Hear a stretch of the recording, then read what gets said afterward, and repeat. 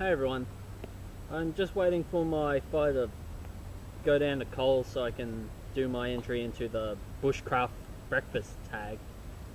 I figured while I've got the time, I'd like to share with you a little tip that I used in that video, and that is using a bit of char material as a coal extender for when you're making a friction fire.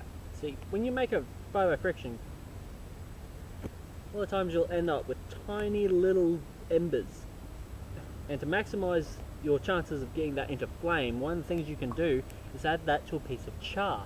Now, those of you who have seen my videos on the use of a donohe, preferably my more recent ones, if you don't know what the donohe is, it's a fire starter slash body warmer used in medieval Japan by ninjas, so it's a bit of medieval, historical, tactical ninja bushcraft.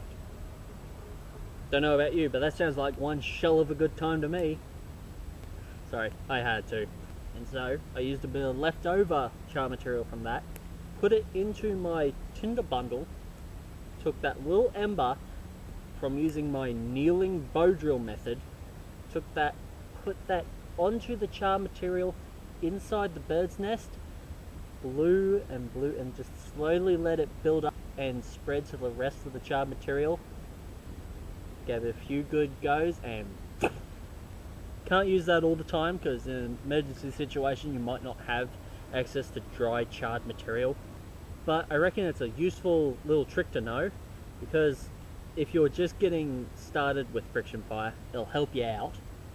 And I don't know about you, but if I was in a survival situation and my only means of making fire was a friction fire and I got one going, I'd be looking to take some of that dry charcoal or making some more char cloth, whatever my options are, and I'd be trying to keep that charred material dry so that my next fire by friction would be easier. I just thought I would share that little tip. It might be useful, could save a life, but probably more likely would just help people out when they're trying to learn fire by friction.